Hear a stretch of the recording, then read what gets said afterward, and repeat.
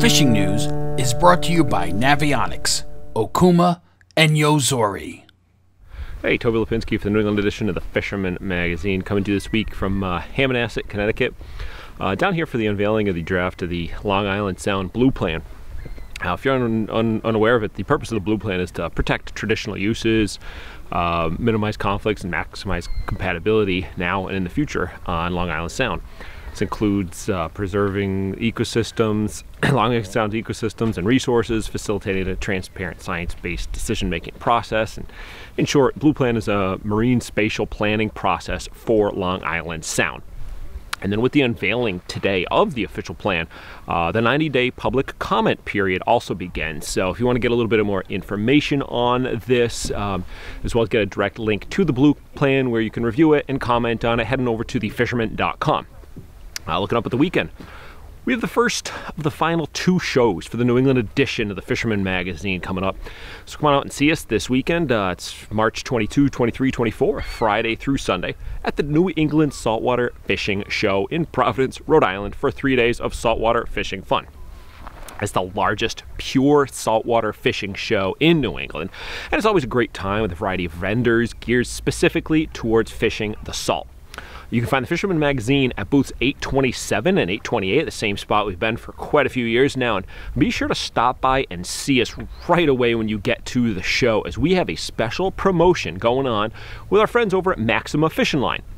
The deal is, if you purchase a Fisherman magazine subscription at the show and then bring your receipt to the Maxima Fishing Line booth, that's booth number 504, you can redeem it for a free spool of Maxima fluorocarbon leader material. Again, you got to swing by the booth, purchase a new renewal or gift subscription, and then bring that receipt on over to our buddies at Maxima, booth number 504. You get a free spool of fluorocarbon line.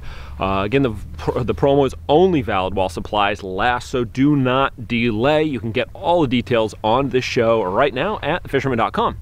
Then up next weekend, we got the final couple of shows in New England. Unfortunately, only one of which we're going to be able to attend due to the conflicting schedule and limited staffing. But you can come see the Fisherman magazine at the 22nd Annual Northeast Fishing and Hunting Show in Hartford, Connecticut. That's March 29, 30, 31. Visit the Fisherman magazine at booth 104, and I'll have some more details on the show, as well as some extra details on the couple of seminars that I'm going to be doing in next week's video. But until then, as always, you can check out fisherman.com for more details. Last up next weekend, if you're unable to attend the show in Hartford, you can check out the MSBA Sport Fishing Expo at the Wolf's Den Sports Complex in Pembroke, Mass. March 30 and 31. Again, Fisher Magazine will not be there with a booth, but we made special arrangements with our friends at the MSBA to have magazines delivered, and they will be included in the backpack giveaways handed out at the door upon your entrance. So you can still pick up a copy of the magazine. You can find out more info on this show, as well as all the shows and all the events at thefisherman.com. All right, let's see, moving on to some fishing news. Surprisingly, despite this beautiful weather we've got here today, there's still some fishable ice to be found. More obviously as you head north and west across New England. Received a great picture of a good-sized largemouth bass ice this week by Lou, fishing out in western Connecticut, and he said it was his biggest largemouth bass to date and was released to keep on growing. Also got word from a few anglers who traveled a ways north last week in New Hampshire and did really well on a variety of panfish.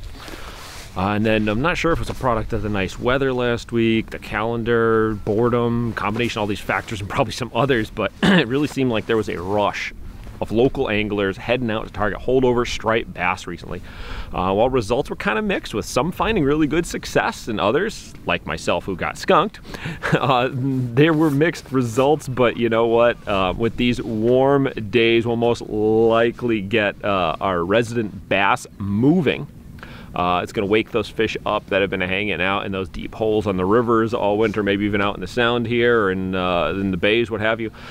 But even better, it should spark the first river herring to start poking their noses up the local runs, a sure sign the bass are soon to follow. And I plan to start looking for them this week in my area. Usually find the first couple of scouts, as we call them, poking around sometime around the third week of March. Latest I've found them is that first week of April, so absolutely the timing is right. So I'll probably this afternoon be heading out. So check back next week for hopefully some fresh footage of herring heading up one of their runs in the southern New England area. All right. All right, well, there you have it. I'm Toby Lapinski for the New England edition of the Fisherman magazine, wishing you tight lines if you head out on the water this weekend.